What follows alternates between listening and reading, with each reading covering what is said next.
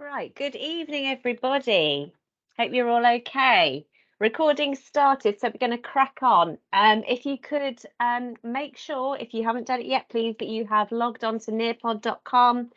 The code has been sent to you on your WhatsApp, but you can follow it here. If I put the link in here as well, just to make sure you're set up.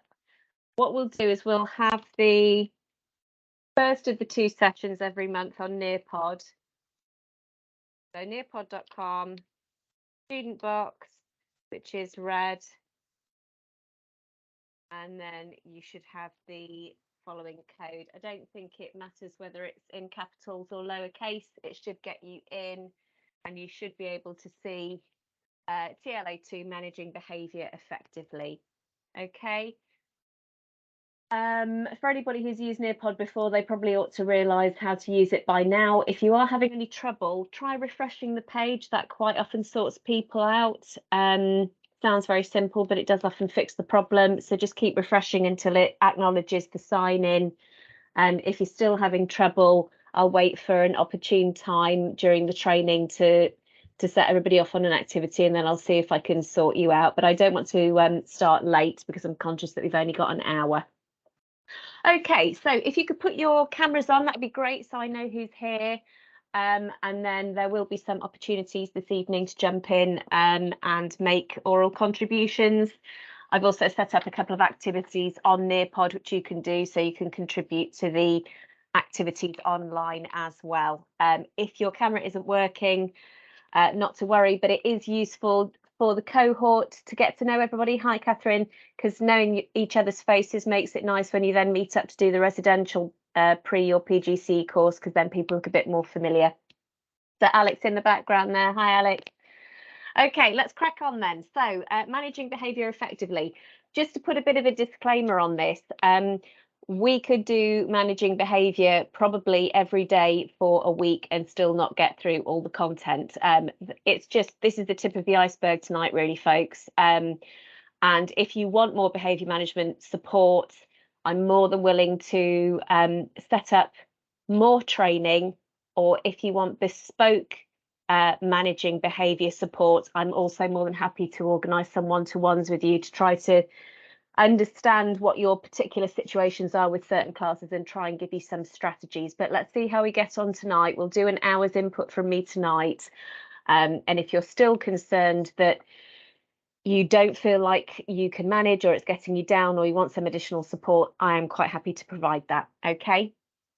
So this is standard 7, so they're not in order. If you look at the core content framework, I'm not necessarily doing the standards in order, because I'm sort of trying to do them in order of what I think is most important. And obviously managing behaviour for many people is in their sort of top 3 of things that they want to cover sooner rather than later, which is why I'm doing the training in the order that I am. Okay, right.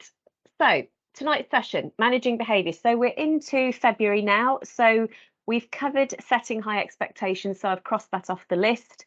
If you haven't yet put anything in your teaching portfolio as regards setting high expectations, try to do that in the next few days, please, because I am checking through the folders at the moment.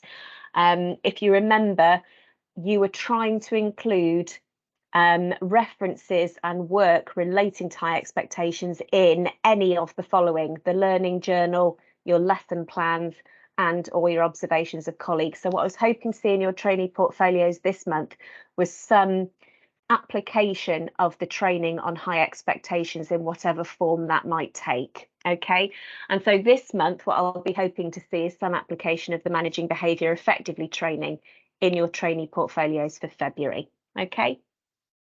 So that's the theme for this month. So everything I want you to be concentrating on this month as regards your training portfolio is about how you are managing behaviour. But obviously that can take lots of different forms. So we're going to look at some of those tonight. Next month, we're going to be looking at good subject and curriculum knowledge, which is teaching standard 3. Okay.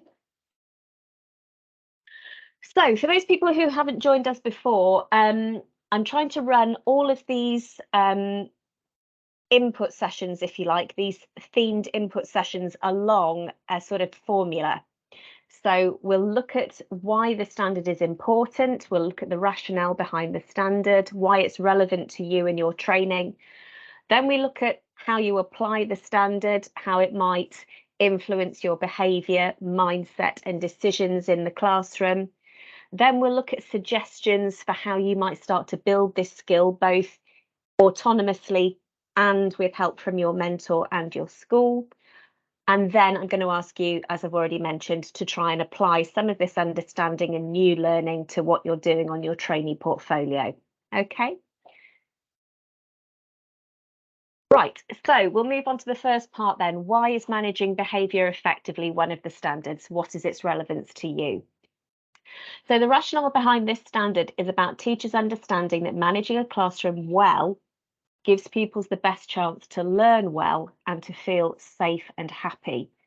Now, as a bit of a running theme, you'll notice the safe comes up a lot in tonight's training.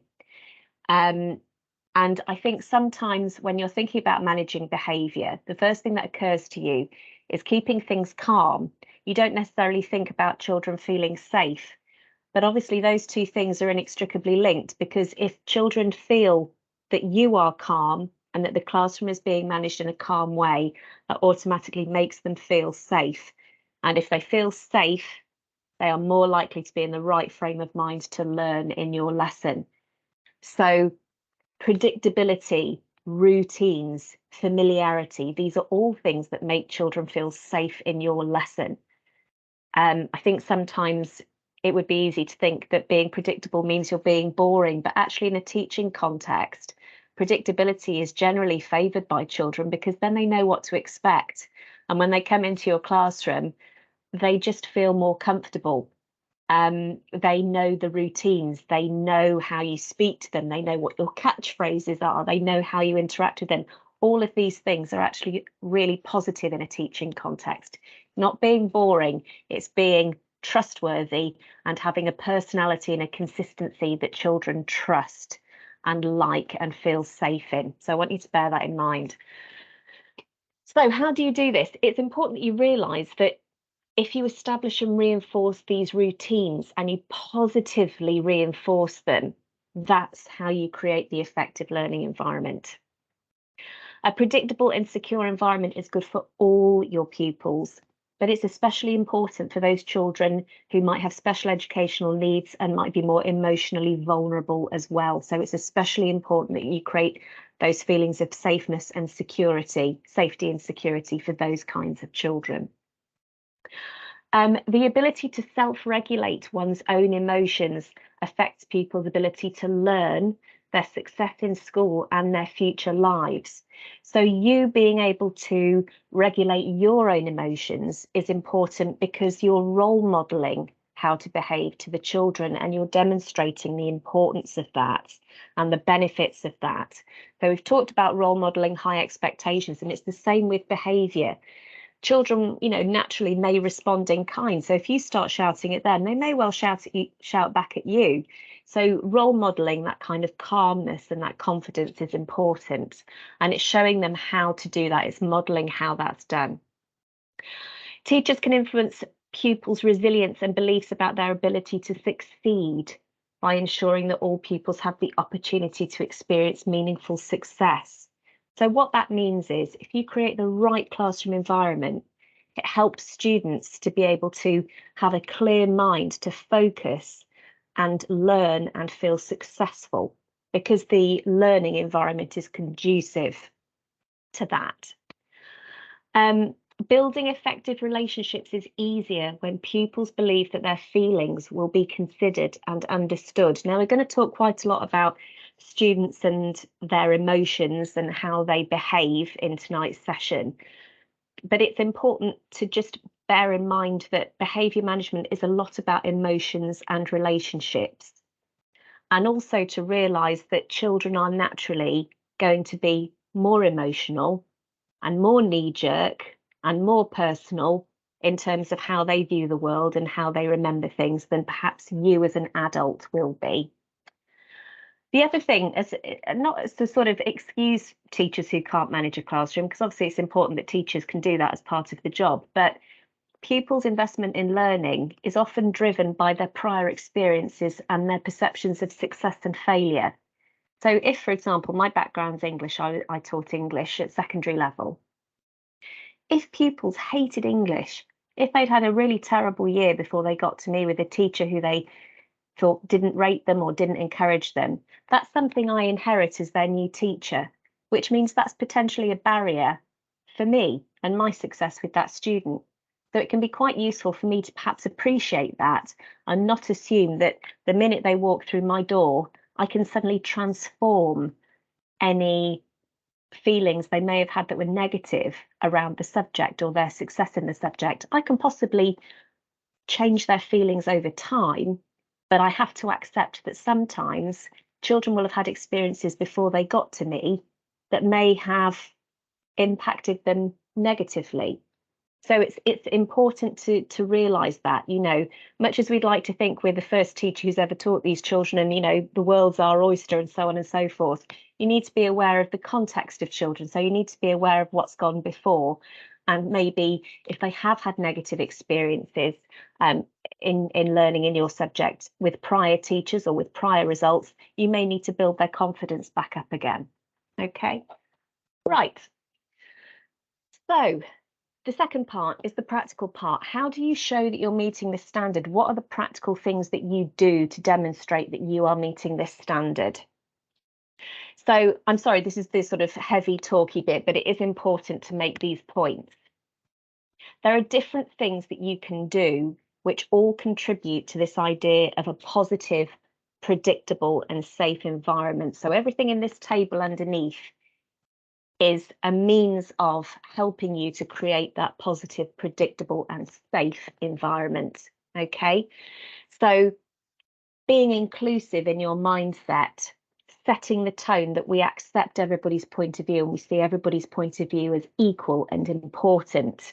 We don't encourage negative reactions to things people have said. We show respect to each other's opinions. We take turns when we're putting our hands up and contributing. Again, being good with rewarding as well as sanctioning. I know I've probably said it before, but people tend to be much better at the sanctions than they are at the rewards. But if you're really going to conquer behaviour management, you need to try and be good with dishing out both equally and recognising positive things to create that positivity. Second thing to mention is working alongside colleagues and understanding, which is why I've highlighted this, understanding your right to support from senior colleagues. You will feel much more confident if you know your school's behavioural policy and you know which staff are on call to support you should you need that additional help. Sometimes it's not members of the senior team. Sometimes you have a system, a sort of an unofficial system in your department where people will say, well, I'm on a free now, so if that person plays up for you and you need me, I'm available, I can come and help you. I can either remove that pupil or they can come and sit with me in my classroom, or I'm around. Basically, you're not on your own. It's important to be aware of those official and unofficial systems. Because if a student's behaviour escalates in your classroom and you don't have anybody on call or anybody who you can ask, you can feel quite vulnerable. So be aware of the systems that are in place to support you. There is no shame in asking for help. We have all done it. The systems are there for a reason, okay? I think the next two are really important practical suggestions, and they relate to how you manage your classroom, but also how you plan your lessons, which is giving manageable, specific and sequential instructions. It's important to recognise the connection between kids playing up and kids who don't know what they're supposed to be doing. So you need to see lesson planning and rehearsing those lessons and knowing what your expectations are as a form of behaviour management. Because that low level kind of niggling behaviour that sometimes occurs in children occurs because they don't know what they're supposed to be doing, because you haven't necessarily been entirely clear. So one of the things I think that you can do practically is make sure that when you do look at your lesson plans, you know exactly what you're trying to get out of them, and you can relay that clearly to the children, so you can give them clear instructions. You can give them specific activities and goals to manage during your lesson. Another really important thing is that you check that the students know what they're doing before you set them off on a task. Because again, when you're new and you're trying to establish yourself, it would be quite easy to not necessarily take that additional time to just check with all the pupils that they know what you're after before setting the task. Sometimes I think the impulse is to just set the task and get them working. But if they don't know exactly what work you want, and they don't know exactly what outcome they're aiming for, that can lead to poor behaviour. Using consistent language. Now, this is why it's important. I've made the point about knowing your school's behaviour policy, but in terms of using consistent language, it's important to know your school's behaviour policy, because if there are any particular phrases which correlate with consequences, for example, you need to be speaking the same language as your colleagues who are teaching in the other classrooms. So know your school's behaviour policy and be consistent with your language. We'll look a little bit at how you can adapt your language to be neutral as well shortly. Try, if possible, to preempt poor behaviour by getting involved early. If you're identifying something that's happening and you're not wanting that to escalate, think about strategies for de-escalating that, maybe a quiet word at somebody's desk. What I used to sometimes do is stand near the person who was showing the behaviour that I didn't like, because sometimes that would be enough for them to just be conscious of it and stop. So you don't always have to say things to children, and you don't always want to draw attention to things, because that can backfire on you. So that kind of, it says non-verbal signs. Those are the non-verbal signs. A raised eyebrow, or closing the proximity between where you're delivering the lesson and where the student showing the behaviour that you don't like is sitting. Sometimes closing that gap, just being that presence there and kind of saying, without saying, I'm keeping an eye on you, can act as a deterrent. Obviously, you need to respond quickly to any behaviour or bullying, because that's about keeping the children safe, and you need to be seen to be being proactive. If you hear things that you know are going to make other children uncomfortable, even if you don't deal with it in the moment, you need to make a note of it and you need to follow it up. Obviously, there are the practical things you can do as well, like having explicit routines that you use to open every lesson, to close every lesson. If you're teaching in a primary environment, it's important to leave time for children to pack away. Get the I mean, it's the same for secondary, but they're a little bit quicker probably. But make sure you get these routines in place so that you're not staying behind, spending 15 minutes clearing up your own classroom, when a bit of better organisation and a closing routine could have got the children to do that for you. So try to do that. If you get into slick routines in terms of opening and closing lessons, it optimises the learning time you have, because you're not wasting it on students who are faffing about and not getting things done. Keep practicing the routines. You need to effectively train the students into doing your routines until they do them on autopilot. That is something you need to keep working at. It's not going to happen overnight. It's an ongoing process. You need to respond consistently to pupil behaviour. You need to try to treat every student the same. The students may appear completely passive, but they're so quick at picking up on a slight miscarriage of justice that they feel have happened in terms of how you've treated one child compared to them. So you've really got to work on being consistent, which is much easier to say than it is to do. But with behaviour management, consistency is such a huge part of the success of it.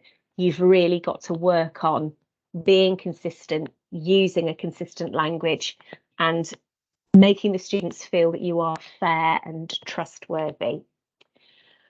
In terms of motivating pupils through good behaviour management, you need to make them feel like they can do it. You need to give them that feeling of self-belief. Again, if they believe that you believe in them, it's more likely to result in good behaviour. If they feel that you have faith in their abilities, that you care about their success, they will feel more inclined to work in your lessons. So when we were talking about setting high expectations, one of the pieces of research that I mentioned if people remember, was that an experiment was conducted where it was noted that teachers tended to speak more positively and with higher expectations of those students they believed to be academically capable, and that they effectively toned down the way they spoke to students they believed to be less academically capable. And they weren't doing that consciously, but they were doing it. So again, be mindful of how you encourage the children, make the children feel that you believe in them, and use that language consistently with all of your groups. One of the things that I was reading to prepare for today's session is about how to make students feel self-motivated and how that can lead to very good behaviour in lessons, because the students move from having to be encouraged and motivated by you all the time to starting to want to do it for themselves. And one of the practical tips it gave around that was getting to understand students' long-term goals, so that when you have students who say things like, well, what's the point of this? This isn't going to help me. I've got plans to do this in my career. I don't see how English is going to help me with that. You can actually sit down and say, well, tell me about what your plans are, and let me talk you through some actual scenarios where English might be very important to your success. So bear that in mind. Students don't always see, if they're not talented or naturally interested in your subject, they don't always see the point of it. So they may play up in your lessons because they think your subject's irrelevant to them and they're just waiting to pass their exam to get rid of it. But if you understand what the bigger picture is for them and what motivates and drives them, you may be able to create a more authentic relationship with them, because you can sort of sell your subject as being more relevant to them, if that makes sense. So that was one of the tips that I read. Okay, so let's move on then. So the next bit I wanted to look at is what the research tells us about behaviour management. And I always think it's really important to look at the research, because obviously it takes an awful long time to read this stuff for yourself, but it also quite often gives you an insight into the trends and patterns that occur in schools everywhere that you may not otherwise be aware of. So one of the things that research has shown, which I've briefly mentioned, is that it's the balance of sanctions and rewards that lead to good relationships and good behaviour management. If all of your behaviour management strategies rely on punishing children and giving them consequences, you're never going to strike that balance, and you're not going to become that figure of trust that you're striving to be. So make sure that when you are giving sanctions, you're also conscious of what rewards you're offering as well, because trying to keep things positive can mean a lot more to children than feeling like you're always noticing the negatives and you're always focusing on the things they can't do. So treat rewards as being of equal importance in terms of your classroom management. We'll look at this a little bit with Bill Rogers shortly, but trying to intervene early and preempt the poor behaviour is a much better strategy than ignoring poor behaviour, allowing it to escalate, and then requiring you to do something more punitive to sort it out. So trying to be aware of things which may be rumbling along that could be dealt with quietly with a quiet word at somebody's desk is better than allowing things to bubble up and become more of a drama. Because the problem is, when things tend to bubble up, you tend to react to them, and then potentially that might shame the student, or that might make the student feel embarrassed, and then you've created effectively another issue you've got to deal with. So some of the research has shown that actually the best behaviour management is the preemptive, I've spotted this and I'm dealing with it in a low-key way kind of behaviour management. As we've already said, pupils like positive, predictable, and safe. They want to feel a sense of attachment to the school. They want to feel a sense of belonging. It makes them feel safer and happier. So building positive, trusting relationships between teachers and their pupils and between peers is key for helping students to feel that connectedness. So that puts some responsibility on teachers not only role model good behaviour, respectful behaviour, But the second part of that is that teachers have got to encourage good behaviour between peers. So you've got to train the students to be respectful of each other, to feel safe amongst each other. It's not all going to be solved by you being a good role model. The students have got to come with you as far as being a role model is concerned. Another thing to realise, and we've said this before, is that you're teaching children, you're not just teaching your subject. So part of the job when you're a teacher is to teach students to develop socially and emotionally, as well as academically. So again, we'll talk about self-regulation later, but helping students to have strategies to deal with their emotions, helping students to realise when things are appropriate and when things aren't appropriate, and dealing with that in a calm way is important. There are some students who are going to be incredibly emotional. That's always been the case, but I'd say it's probably as much the case now, if not more than ever. And it's important that you've thought of strategies for de-escalating those emotions and helping the students to feel calm and in control. Another thing which I think the research has shown, which is really important, is that pupils' behaviour can improve where the teacher instills positive feelings around hard work, where a teacher will emphasize the rewards and success, the well-being and positivity that comes from doing well at school. And when that atmosphere exists in somebody's lesson, it tends to stamp out that quite harmful culture of it's cool not to try, it's cool to fail. So again, working on creating that culture of it's cool to succeed, it's cool to do well, it's cool to care, can be quite transformative in terms of building that positive culture and making students feel like they can do it. Okay. Right, so you should, I hope, now have a collaborate board in front of you. I'm just going to turn my camera off and mute for a couple of minutes. I want you to have a look at this question, and I want you to, if you haven't used Nearpod before, you put your cursor in the white box and you tap out a few thoughts in response to the question. Paul Dix, who you may have heard of, has written a book called When the Adults Change, Everything Changes. It's a popular book, and it's about how to manage children's behaviour in a way that restores relationships rather than chips away at relationships. You may be interested in reading that. But one of the things he talks about is how we should be in control of our own emotions before we attempt to control the emotions of our students. So I want you to have a think about what that means in terms of its implications for managing behaviour. Okay, so we should be in control of our own emotions before we attempt to control the emotions of our students. So what's he getting at there? Any thoughts, practical or otherwise? And I'll just pop off for a minute or two. Okay.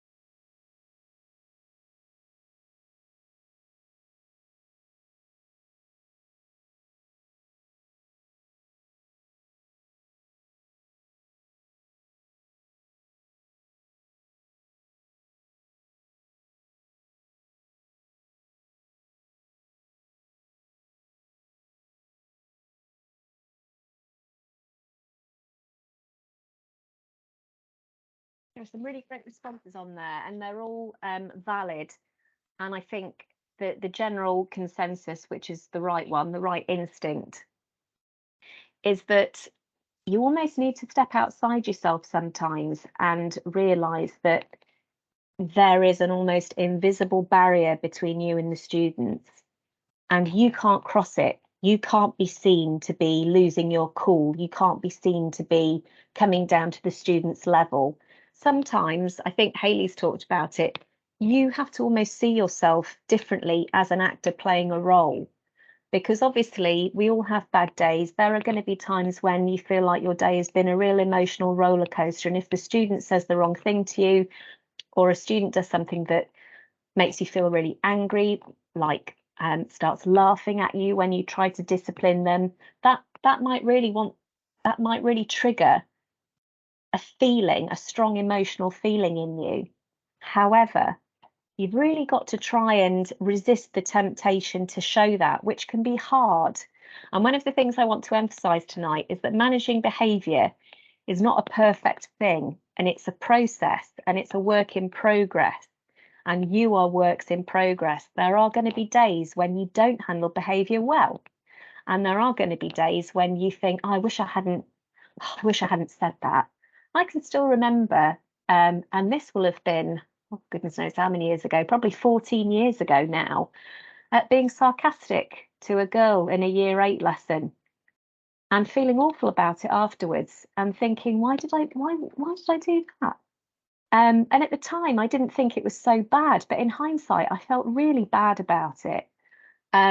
And I think this is the thing, that you are going to make mistakes. There are going to be times when your judgment is a bit off. But as a general rule of thumb, just trying to think first and think about what's appropriate and remember that line, and remember that you're the adult in the room and it's up to you to try and model that calmness. That is an important thing to try to always bear in mind. The children are looking at you to be calm and keep it together. That might mean, if you feel very emotional and upset, you need to just leave the room for a minute. Now, you won't want to do that, but if taking a deep breath and just standing outside your classroom door and calming down for 30 seconds is what it's going to take for you to get your composure back and go in and deal with something properly, do it. Because the last thing you want to do is to be allowing yourself to, I suppose, feel exposed in a situation where it's going to embarrass you, or you're going to feel like you've lost control of the situation. Always try to think about the sensible thing. If you need that 5 seconds, if you need that 10 seconds to calm down, there's no shame in just standing outside your classroom door, taking a few deep breaths, getting yourself together, and then making the right decisions about where to go next. You're not abandoning the children. You're not doing the wrong thing. You are taking charge of the situation and working out next steps. So, I'm not going to lie and say there won't be days when you get emotional and upset. There will be. That's part of the job. But it's about how you deal with it. And it's being conscious of buying yourself time to do the right thing, make the right decisions. And far better to take 30 seconds to get yourself together and go back in and get control back than to allow a situation to escalate around you and for you to become massively upset and for it to drag out and for you to feel worse. So do bear that in mind. You've always got to be aware of the fact that the children are looking to you to be calm and professional. And it's going to be tough on some days, and it's going to be tougher than you might imagine on some days. But being dispassionate, recognizing the role you have to play is a big help. Okay, well done, everybody. So I want you to think about this. You can put some ideas in the chat for this. Some schools' behaviour policies talk about self-regulation and self-discipline.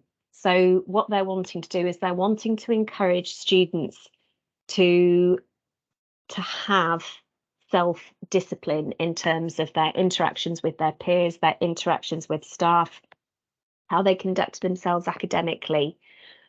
What do you think this has to say about managing behaviour in general? And is this just about students, or could we view this as also being relevant to anybody else? I'm just going to give you a couple of minutes to get any thoughts down in the chat. we're not on the clock for this activity, so just take a couple of minutes, and if you've got anything you want to contribute to this, what do you think self-regulation means? How could you encourage that with students? Is self-regulation just about the students? Is it about anybody else? What about self-discipline? Where's the relevance of that as well? Okay, so if you think of anything to contribute to the chat, just pop that in.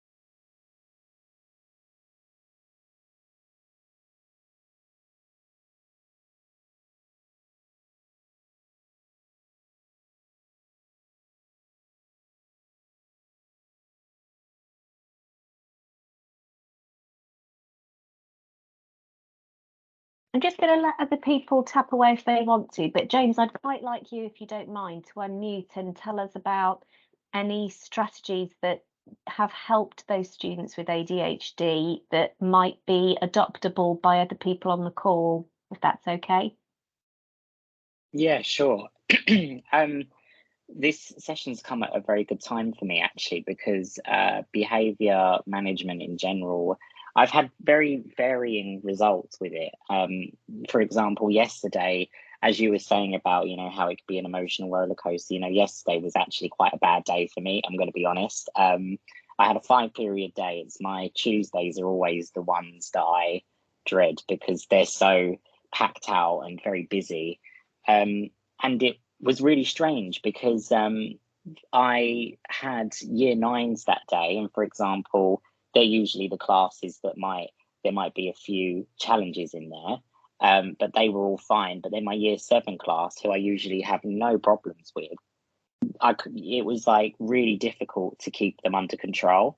And you'd think year seven, it wouldn't be like that, but um, as you mentioned at the beginning about on call as well, I tried to call out to on call and no one was coming. So I really resonated with the things about, feeling vulnerable and feeling as though you were losing control of the situation. So I really learned a lot from that. But I just thought I wanted to say that as well, because I really resonated with what you were saying there. But that particular class as well, there's a lot of SEN needs in there. And so what we usually do with behavioral management is we have sort of a level system. So you have your first warning, your first level warning, and that's to say, you need to stop talking and listening and all of that. And then you have your second level warning, which you can then maybe move the student across from a different seat, to try and sort of deter the continued distraction. And then the third level would be a removal if they've still not stopped talking or disrupting the lesson.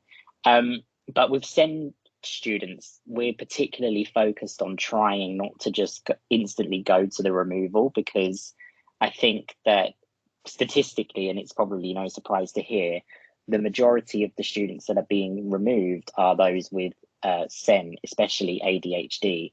So it's finding a way to incorporate regulation to try and stop that. So one thing that I will do, for example, is I might say, do you need to take a minute outside just to calm down and, regather your thoughts again?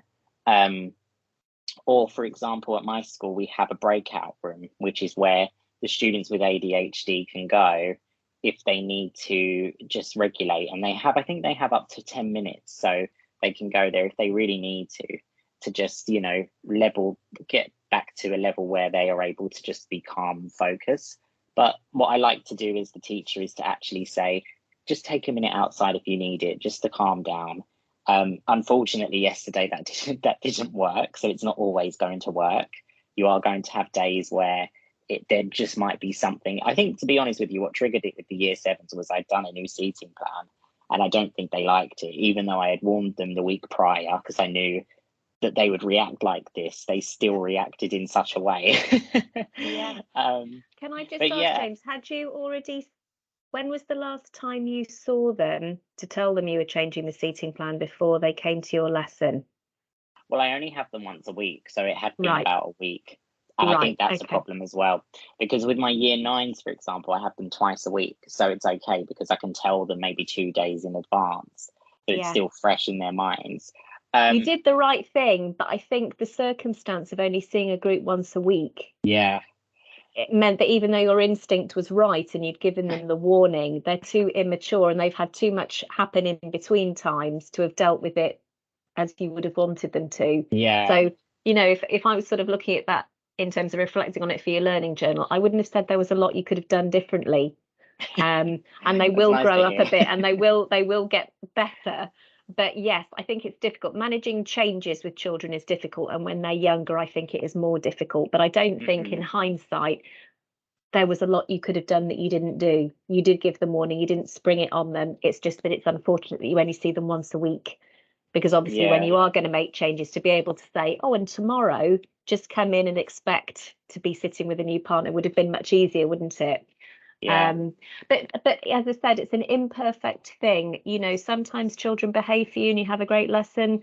Other times they don't. And I think part of the reason I wanted people to think about this, and I can see that Michael said this applies to both students and staff.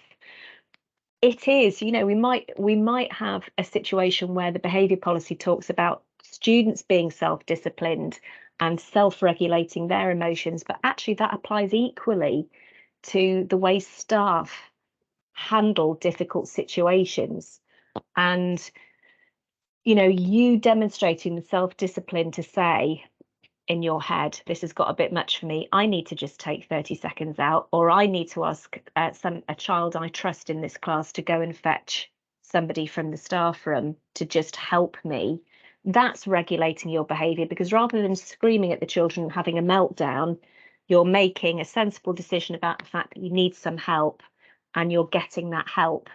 And that in itself is a form of discipline, because obviously you're, if you like, judging the situation appropriately and realizing that the solution may be to get that additional help, that the solution is not necessarily in your own power at that moment in time. And you're not reacting, you're making a choice that may lead to an improved outcome.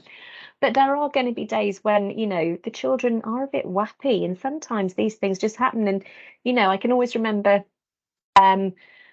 when teachers will talk about, in fact, it happened just the other week, teachers will talk about the weather. And if there's any kind of extreme weather, whether it's really windy or there's the possibility of snow, children's behaviour just goes completely mad.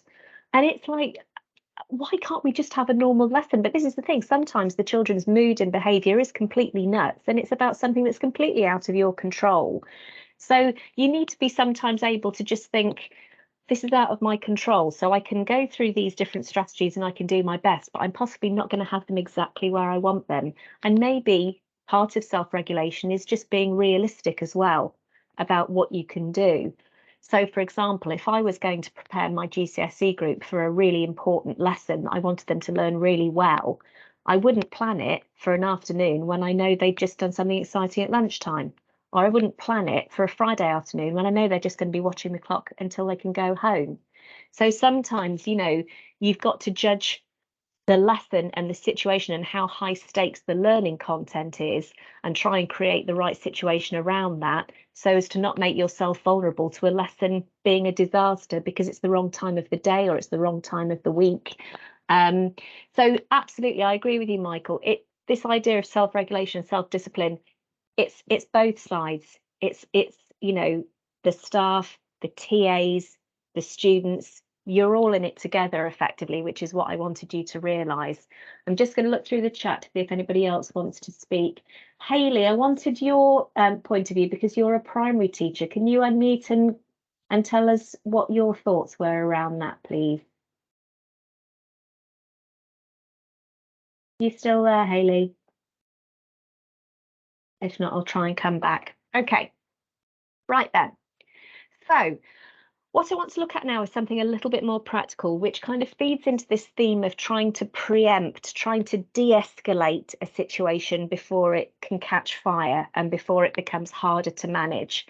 So I'm going to show you two videos over the next couple of minutes. I apologise to the trainees who are at Wyndham because I only did some behaviour training with them the other week and I used two of these videos, so you'll be experts by the end, but you have seen them before. For everybody else, I doubt if you've seen them before, but if you have, no harm. But the person I'm promoting is Bill Rogers. He's been around for a long time. Even modern teachers now, when they're writing their own books on behaviour management, often quote him as having some really good ideas. And I think one of the things that I like about his ideas is I think they are quite unthreatening and quite easy to apply if you understand the psychology of how he manages behaviour. So the first one is about how to establish trust to enable cooperation.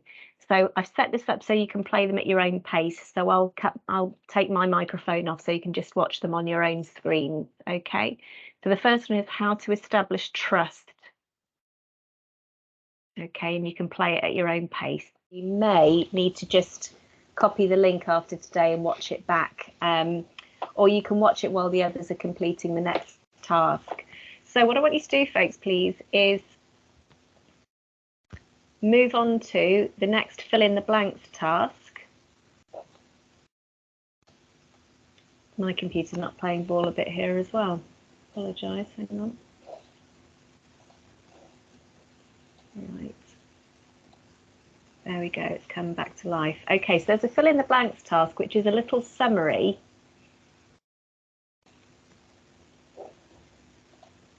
of the main ideas in that video. So I'd like you to complete the summary when it materialises on your screens, please. It's not showing up on my screen, so I'll stop presenting. But it should show up on yours. Pop in the chat if you're having any trouble, and I'll see if there's anything I can do this end. But what you should be able to do is complete the fill in the blanks and then submit the answers. Let me know if you're struggling and I'll make a note and I can always catch up with you offline. Okay, folks, shall we whiz over the answers? You can unmute and jump in if you like. In this very brief video, Bill talks about how confrontational interactions, thank you, James, with students whom you don't yet know can lead to messy relationships which are antagonistic by nature and won't instill trust. He talks about the behaviours which can frustrate teachers wanting to begin a lesson or students to work. They don't have a pen, they don't have their book. When you don't know a student, you don't know yet whether or not them having a pen is typical behaviour or simply an oversight or something else. So opening your conversation with them in a confrontational way, e.g., why aren't you doing any work? Why don't you have a pen? You should be, isn't an what? Appropriate Strategy. Yeah, when you're speaking to them. Far better to establish trust by approaching them calmly and positively. That's the main thing. I notice you haven't started your work. Can I help you? How can I help you? Are you okay? Totally different. Students will receive that in a totally different way. When the student claims not to have a pen, direct them to your desk where there are some spares and then allow them to fetch one and begin work. In other words, find ways to solve the issue and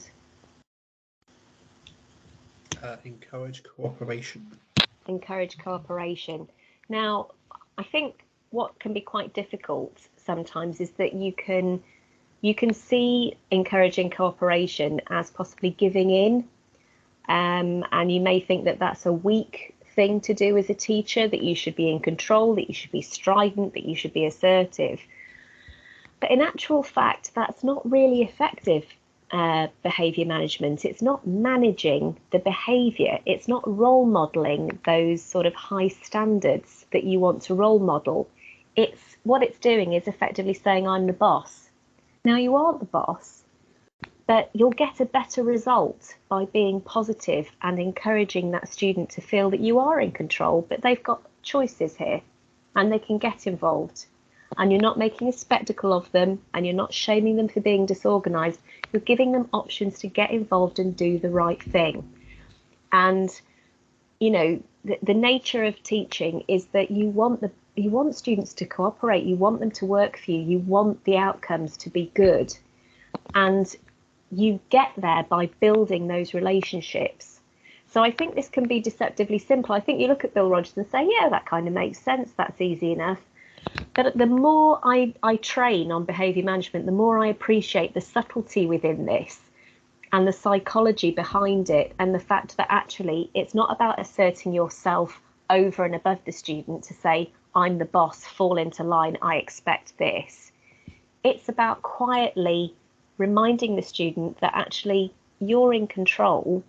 However, you're generous enough and encouraging enough to want the best for them.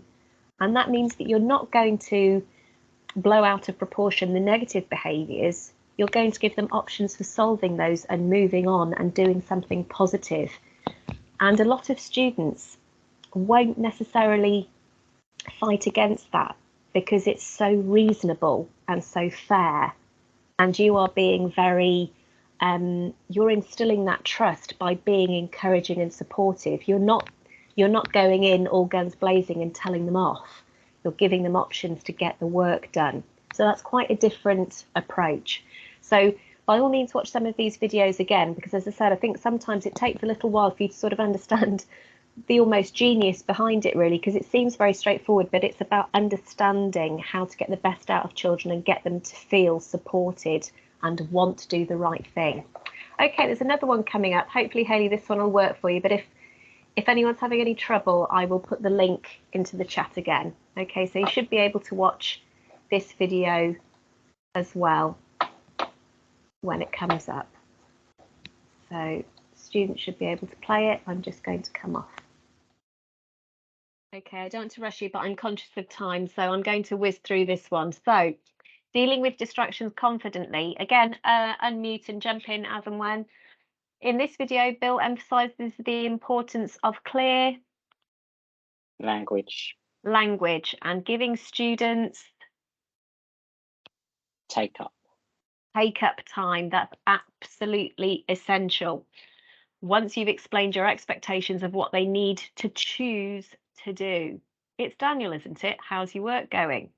They chat for a couple of minutes, then Bill suggests that Daniel carries on, and as he's leaving, it gives him a, Michael? Directed choice. Lovely, thank you. A directed choice. Your iPod, I want you to put it in your bag, or if you like, leave it on your teacher's desk until break time. The first thing to avoid in this transaction when it's just beginning is to walk up to the student with a hand held out saying, I want you to give me that iPod. The first part of the interaction is to become a teacher. Speak to the student about their work, then say you'll see them later to provide take-up time for the directed choice you're about to leave them with.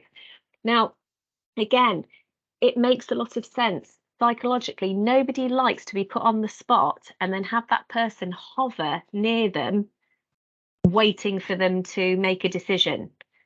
So students are no different. Teenagers especially are probably even more prickly about that kind of thing than we might be. They're going to be hypersensitive to that, particularly if they're scared that you would confiscate their personal possessions. And obviously, if you go over and you start making threats that you're going to take it away, or it's going to be banned, or it's going to be confiscated, and you use that kind of language, that's inflammatory. You don't mean it that way. You're trying to take control of the situation, but it will be perceived that way by the students. So this approach, having a chat, how's your work going? How are you doing? And then giving them a directed choice to deal with the behaviour that isn't the desired behaviour is a much cleaner but also neutral way of communicating with that student. You're not making it personal. And he uses phrases like, we have a school rule for that. Not it's my rule is, because he's not creating that dynamic of me and you, us and them, and that separation. We have a rule. It's very neutral. School rule is students are not allowed that. And what can the students say? It's the school rule. You're just holding them to it. So a lot of the videos, if you go on Osiris, I put a link to Osiris at the end. They're the training provider that Bill Rogers was working for at the time. I'm sure he's worked with countless people, but you can watch a selection of his videos on YouTube. And I would urge you to watch them just to get into the mode of how he talks to children, and the fact that he always prioritizes what he calls the primary behavior, which is the behavior that is undesirable and is breaking the rules. And one of his golden rules is you always make it about the primary behavior, the rule breaking, the thing that the student is doing wrong. What you don't do is you don't react to what he calls the secondary behavior, which might be the eye rolling or calling you a name or saying your subject is rubbish. I hate this school. You're so unfair. You've got to sort of recognise that for what it is, which is just kids letting off steam. Those are the secondary behaviours.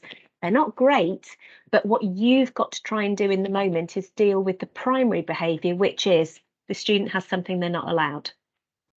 Now, again, it's easier said than done, but the more you watch these videos and the more you understand the psychology of them, I think the more confident you'll feel to stay calm. And that's why I wanted to show you these, because it's about adopting strategies that enable you to take control and be assertive, but not be overwhelmed by some of the perhaps secondary behaviours that might rattle you a bit or unnerve you or make you want to react. You've always got to focus on the primary behaviours and trying to deal in the fairest way with those, which is, we have a school rule that phones aren't allowed. You've got your phone, and I'm now giving you a choice, and I'm saying, pop it in your bag, pop it on my desk. I'm going to give you a couple of minutes. I'm going to help that person there with their sentences, and I'll pop back and see you in a couple of minutes. Now, there's nothing confrontational about that. There's nothing that would provoke or inflame a child about that exchange. It's very fair, it's very neutral, it's giving them a choice, it's not hovering around them to see if they take up the choice, it's trusting that they'll make the right choice and then giving them what he calls the take-up time to do that. And then by the time you've come back, and you must go back because that's essential for showing that you will follow through with your actions and what you've said, they hopefully, and he says 9 times out of 10, even in the difficult schools, children cooperated. And I think it's about the way you deal with it, isn't it? It's about the reasonableness. It's about the calmness and the directed choice.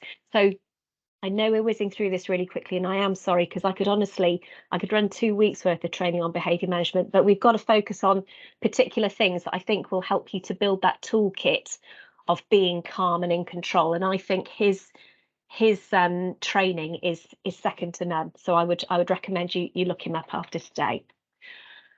Okay, so I kind of wanted to finish off today by thinking along practical lines, as I always do, because I always want you to come to these sessions and go away with practical ideas and things that you can use straight away. And Claudia sent me this slide the other week because she's a big fan of an app called Headspace, which some of you may have heard of. I don't know if you're into sort of apps on your phone and wellbeing apps and things like that, but Headspace is now quite famous. And it's got lots of useful bits and bobs and meditative things and tips and things that might support you. So if it's not something you've explored, you may want to have a look at it. But Claudia sent me this slide, which I thought, was sort of good for lots of things in life. And it's certainly good for keeping perspective in teaching and managing behaviour. And it's when we let go of what we can't control, we can focus on what's actually in front of us. Now, that's just a good sort of mantra for life, really. But one of the things that I wanted to emphasise tonight is that managing classes and managing students and trying to teach a subject, it is very emotional. You will have lots of ups and downs. That is the job. It is very up and down. It's very peaks and troughs. You will have some days when you feel like it's the best job in the world and you've had something really delightful happen to you and you've just thought, that makes me want to cry, it's so nice. And then you'll have other days where you might be wanting to cry for entirely different reasons. And you've just kind of got to accept that that's the nature of the beast. And you've got to try and be quite dispassionate about that. That is the job. And any strategies that you can use to try and keep perspective are very, very important as coping mechanisms. And I think knowing what is out of your control and letting those things go, but trying to make the best of what you can control is a really good tip. So that's why I included this, and this is why I've done the next activity. This is a drag and drop activity, and what I want you to do, I want you to drag and drop. I don't know how this is going to work because I kind of want you to all do it at once, but we'll see. I want you to look at the menu of options on the left-hand side, and I want you to see if you can drag and drop any into the two boxes on your screen. So I want you to try and separate what you can control and what you can't control. And we'll see if it works or whether I needed to create 19 different screens for you to have a go at it. I'm not entirely sure, but I like the idea of it. So either way, even if it's just one of you doing the activity, it'll give us something to talk about. So see if you can move the elements into things that are within your control and things that aren't. And let's see how we go. Okay, forgive me, folks. I'm just conscious of the time, and I said I'd try to keep this to an hour, but because this is such a biggie, I didn't really want to not give you the chance to sort of reflect on some of this stuff. But the point that I'm trying to make with this activity is that we've talked about self-regulation for pupils and self-discipline for pupils, but I also want to make the point that self-discipline and self-regulation are part of your strategies for coping with difficult classes and managing behaviour effectively, because there are certain things within your power to control that you can spend time on and that you should spend your time on. And there are certain things that you may not be aware of. And so they're out of your control, and there'll be circumstances that you won't necessarily be aware of until after your lesson's been and gone. And you might find out that that child was dealing with something really serious and that was why they were upset. Or you might find out that, you know, the class has just got its science results back and they did terribly in their most recent assessment and they were all feeling a bit down. Or the children might be late to your lesson because they were late getting changed and back to you from PE, or all of these things. There are certain things that will affect your lesson and certain things that will affect your ability to perhaps run the lesson the way you want to.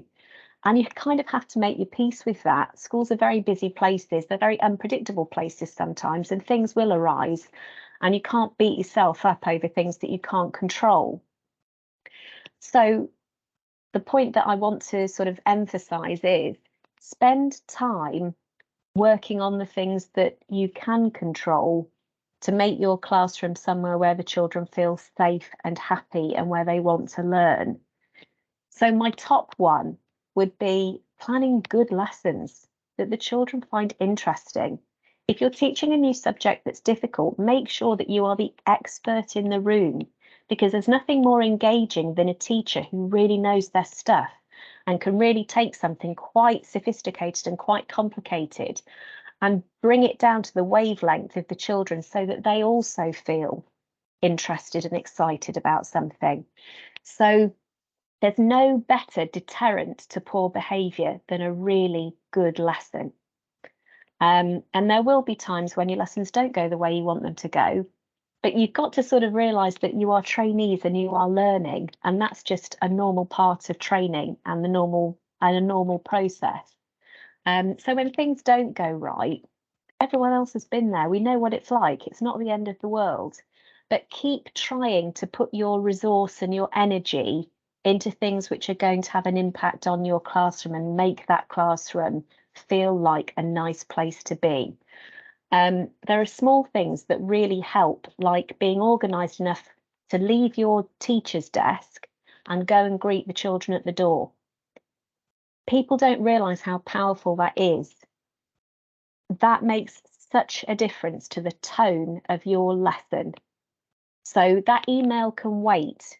If you're cutting up resources at the last minute, don't do that at the cost of being available and present to greet the children as they come into your lesson, because that immediately exerts your control over that learning space. If you're distracted by an email or doing something at your computer and you've got your back to the children and they come in, that gives them free rein to start doing low-level disruptive things that you don't want them to do. So even if you don't take anything else from this list of things that are in your control, it's always in your control to greet the children, stand at the door and welcome them into your classroom. It makes an awful lot of difference. And if you haven't been doing it, make it a priority, because what you're effectively doing is saying, you're coming into my learning space and I'm going to set the tone for what I want you to do. But you're doing it in a pleasant, positive way.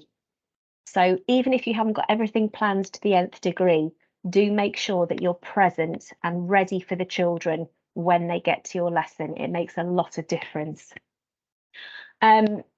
Sometimes you will have overplanned for the lesson. You'll have too many resources. You won't have got everything photocopied that you want. Rather than panicking about that, look at what you have got and think about the opportunities that you have got to get more mileage out of the activities that you've planned. Think about really good questions that you might ask. Think about how you will get everybody on board. Build in some more think, pair, share, building some more discussion, build those relationships with the children. You don't build relationships with children by giving them tons of activities to do. You build relationships with children by talking to them, crouching down at their desks, making sure that they're okay, having conversations with them, getting to know what makes them tick, what their life goals are, what their interests are. And you'll find that if you start to build those relationships regularly with students, they will come to like you as a teacher and respect you as a teacher. So showing an interest. Someone had a super, when I was training at Wyndham the other week, somebody had a really good phrase for this, and it was something like practiced botheredness, which I really liked. And it's just showing that little bit of interest and showing that student that you're interested in them and that you want to listen to them. It can make a big difference to students. So don't ever be distracted at the start of the lesson or think that, perfecting this resource is what's going to have an impact on a student. It's your ability to teach a good lesson and be present for those children, which is going to build those relationships and build that interest. Okay. So the last thing to sort of mention is that you do need practical strategies, and you do need to be able to teach yourself not to get too emotional. I'll come to you in a minute, Mike, if that's okay, because I'm just conscious of wanting to let everybody go. This is a 4-point strategy that's based on research by Epstein, and it's from 2008, and it was conducted for the Institute of Education Sciences. And it was a recommended set of four stages to work through if things aren't going well in your lessons. And it's a way, I suppose, of taking a step back from something that may be upsetting you, or a class that you don't think you're conquering and is getting to you. And we've all had those. I can virtually remember all the names of all the children in my GCSE class that I had to fight the hardest for over a 2-year period. And it's been many years since I taught them.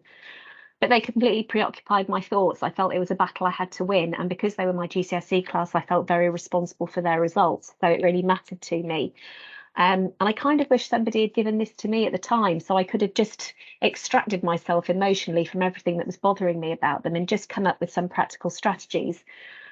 But my main strategy for dealing with them was just planning bulletproof lessons and just not giving them an inch, not giving them a minute to mess about. So I was a bit like a sergeant major, really, with my planning over 2 years, but they did come round because my lessons always felt very purposeful, and that's how I probably conquered them.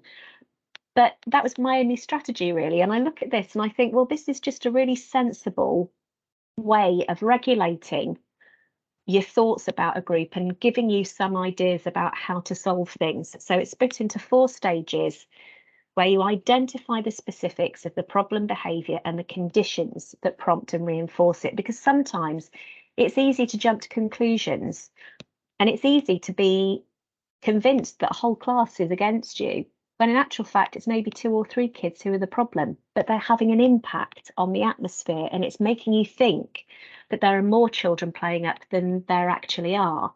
So I like this because it gives you that kind of structure, that framework of, well, what is the problem? and what can I do? So identify the specifics. Then the key to this, the research says, is to try to modify the environment so that it's more conducive to getting the right result from the pupil. So modify the classroom learning environment to decrease the problem behaviour. So what practical steps might you create, or even just, it might just be one, that might alter the learning atmosphere, alter the learning environment to produce a better result? Then teach and reinforce the new skills to increase the appropriate behaviour and create that sense of positivity. And where necessary, involve other people to support your new approach. Okay, so those are the 4 parts. Now, just while I'm on this, it's worth mentioning, and I think we've already talked about emotions a lot, but children are very emotional. They make a lot of value judgments based on how you make them feel. And it's worth remembering that, okay? So you might be the most genius teacher in the world and you might know your subject inside and out. But where children really sort of start to cooperate and want to impress and do the best by their teachers is where they feel that that teacher is making them feel positive and like they can do it. So there's a really good book if you want a bit of extra reading, not that you've probably got the time, but if you do, there's a book by Daniel Willingham, which is quite famous, called Why Don't Students Like School? And it's really well written, it's very accessible. But he talks about the fact that he's asked tens of thousands of people about who their favourite teacher was at school. And 2 things came out of asking this question. The first was that people had no trouble answering it. They'd got they knew straight away. And the second thing was that their answers could always be traced back to an emotional response to that teacher and how that teacher made them feel. So it wasn't about, oh, that teacher helped me to get an A star, or that teacher prepared me so well for my exam. It was, she made me love the subject. She made me believe that I could do it. He made me learn to love the knowledge. He made me realise or appreciate how lovely or how powerful or how brilliant something was. So it's often an emotional reaction that drives students. So I think it's worth always bearing that in mind. And again, I think this can be traced back to the relationships and the work that you put into the relationships. So that work is never wasted. So I'm going to kind of leave it there, but what I wanted to show you before we wrap up, and you can read this at your leisure because I'll send the PowerPoint round, but this is a worked example of the 4 stages that I've introduced you to that I want you to spend a bit of time looking at. And what I would suggest is if you are struggling with a particular individual or a particular group, see if you can work through this example, because I think one of the main things about managing behaviour and building resilience yourself is trying to come up with solutions and not being too emotional about the fact that children aren't doing what you want or things aren't going as well as you'd like. Trying to be solutions focused and think, right, well, what can I do? What is it within my control to do? I can't necessarily change this student's personality, can't necessarily make them love my subject if they've always hated it, but what practical steps can I do to improve their situation, improve their learning environment, and hopefully that'll have a knock-on effect on my lesson. Okay, so at your leisure, I want you to have a look through that slide, that's slide 20, and it'll give you an example of how to work through a situation. Now, this is something you can do with your mentors. So if there's a particular problem class or problem group within a class that you want to tackle, maybe say to your mentor, can we work through this so that I can build up a strategy for something I can actually physically practice and get some feedback on? Okay. As I did with the last session, and I'll continue to do this, particularly where people don't have a regular mentor meeting or they want to be able to take a bit more control of meeting the standard for themselves, I've given you some suggestions for actions that you can take either autonomously or with your mentor to try and meet the standard around managing behaviour effectively. So the first column is about things that you can do independently to make sure that you are building the skill. Okay. The second column is about discussions or ideas you can have with your mentor to help you build the skill. And the third column features links to any YouTube videos or books that I think would be good reading that kind of chime with the content of the session. Rosenshine's Principles in Action by Tom Sherrington is an excellent book for breaking down some really good teaching strategies which are applicable across all subjects about how to plan a lesson and how to interact with children in a way that really enables them to learn. Okay, so if you don't invest in any other book this year, that would be my book of choice, and that's Tom Sherrington's Rosenshine's Principles in Action. If you like this idea of building relationships in a restorative way, which is one of Paul Dix's phrases, then you might want to look at When the Adults Change, Everything Changes, because it gives you strategies for how to manage relationships. Bill Rogers is still my favourite, I'm not going to lie, but a lot of people like Paul Dix, and he's quite entertaining, so you could watch his videos on YouTube and he talks about some of his ideas around that book, but also dealing with problematic students, which you might find quite engaging, but they're also quite light-hearted at times, and sometimes you need that. So have a look at those. And then I said I would do quick wins, which I'll continue to do, because there have got to be quick practical things that you can do to help you feel better about all these things when you're feeling overwhelmed. So my quick win one is about the importance of patience. And that's not just with the children, that's patience with yourself. You are new to this. There are some classes that are challenging for teachers who've been teaching for 10 years, 20 years. You've got to recognise that this is new. You're trying to learn a profession. You're trying to learn multiple skills in terms of relaying information, helping children to learn things, get through exams, develop skills. And on top of that, you've got this whole other beast, which is managing their behaviour. Just be patient. It is hard. You will get better at it. The children will get used to you. You will get used to them, and it will become easier. Even if at the moment you think I could just cry because I dread that group and they make me just feel like I'm hopeless. We've all been there, but it's about keeping perspective and realizing that it will get easier. And where possible, try to be dispassionate about it. You are a student of teaching. So use that 4-point plan. Try to come up with strategies that you can try. Treat it as a challenge. Treat it as an academic challenge. What can I try? What can I do? What does the research say? It's not going to be an overnight thing. You've got to treat behaviour management as something you continue to practice. There isn't a teacher in the world who can have children eating out of the palm of their hand in 5 minutes. If they can, it's probably because they've read every book and they've tried everything and they've become complete experts. You're new, you've got to have patience. Okay, so that's my first one. The other thing I should mention is that, and it's hard to feel like this, children's behaviour towards you isn't personal. And you've got to recognise that anything might have kicked off at break time, lunchtime, with their mates, at home, and you might be bearing the brunt of all of this emotion, but it has absolutely nothing to do with you. So try to remember that it's not personal. Okay. And the second quick win, and this is really, really important, more because when I speak to people, it just breaks me to think that people who are new to teaching are sitting in their classrooms in isolation and worrying and stressing and not engaging with their departments and their colleagues. So my other quick win is recognise shop talk as being essential CPD. All those conversations at the kettle, all those whinges over a sandwich, they are CPD. They are important. Don't think they're a luxury that you can't afford, that you've got to be in your classroom every waking moment, that you've got to set up that activity, that you've got to switch that on, that you've got to do this. Even if it's only 15 minutes, while it, however long it takes you to make a cup of tea, drink that cup of tea and eat that sandwich, you're entitled to do that. And that is part of settling in and offloading and feeling better. And I think there is a culture that's grown over the last sort of 15 years where people don't talk enough in these breaks anymore and they hibernate in their classrooms. And by all means, if you're running a department and you feel you've got to do that, 5 years down the line, that's fine. But while you're new, it's important to keep perspective and speak to colleagues and feel better about things.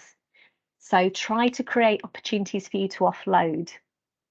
Don't go home sort of dwelling on things and feeling like it's the world's against you.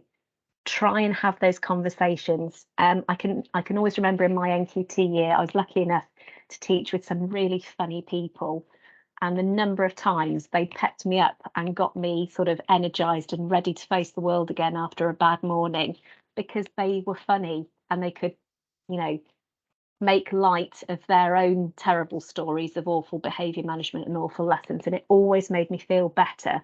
So please don't hide away. It's just heartbreaking thinking of new trainees sort of sitting and dwelling on things and blowing them out of proportion in their break times. Make sure you offload, make sure you have those chats. Okay, so the next session then, folks, is on Wednesday, the 22nd of February. Evita is going to run it, but I would really like, if you've got anybody still on the call who's happy to do this, I'd really like a primary teacher's perspective on behaviour management as well, because Evita teaches at secondary level. So if anybody would like to do a few slides and a bit of a chat for us on the 22nd around behaviour management in a primary setting, that would be really good to hear. So I'll leave that with you. And obviously for everybody who is not presenting, the theme of the month is managing behaviour, so I'd like you to try and include references and thoughts around that theme in your training portfolio for the month of February. Okay, are there any questions before you go? Mike, what was your question? Because I know you've had your hand up and I whizzed through. Are you still there? Honestly, I forgot I had to start my hand up. I was actually, well, I was going to say something when we were doing that exercise Okay, with you can go back. things you can control, things you can't. Yeah.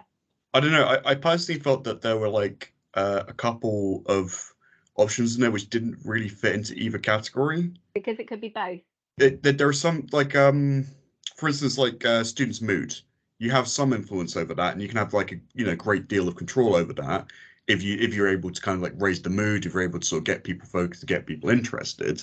Yeah. But at the same time, it could be period 5 on a really rainy, horrible day, and everyone just kind of wants to go home, or could be really bad football game, 10-0 loss for the football team. Yeah.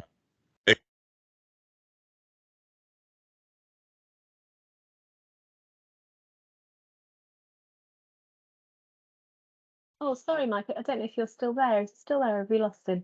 He may come back. I'm still there. I think I All missed right. some accident. Resources again is another one, because you as obviously as a teacher kind of have control within limits to sort of make sure that you're properly stocked and resourced, but it could just be about those resources don't exist or that somebody else is using them. Yeah. So there were certain things there which I felt, yeah, you have a degree of control over, but there's also a degree to which you're not in control of those things. Yeah, and the thing is, I suppose the point I wanted to make is that you've got to decide what you can affect, what you can control, and where your best options are for getting a good outcome, and not let yourself be too distracted by things which are out of your control.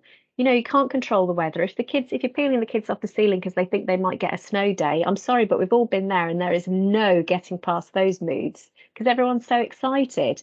But you've got to kind of have a bit of a sense of humour about it, and maybe lower your expectations about how much you're going to get through that lesson. But there's no point being a sergeant major and killing the atmosphere and making them sit in silence and do work, because you just come across as being someone who's a bit humorless, and you're better to kind of be a little bit more flexible with the mood of the children and try and get the best outcome in the circumstances. But I think you're right, and that was my intention, because it's about your professional judgment at the end of the day, and trying to be able to see the wood for the trees and focus on the right things which are going to have an impact. And towards the end, when I was talking about the quick win and talking to your colleagues, offloading something, getting it off your chest, and then parking it and thinking, do you know what, I'll just put it down to experience. It's a bad day. I'm not going to dwell on it. That's really healthy. Going home and letting that ruin your evening and stop you from doing any good lesson planning because you can't let it go is not healthy. So, trying to always bear in mind what you can control, what you've got to let go, being patient with yourself.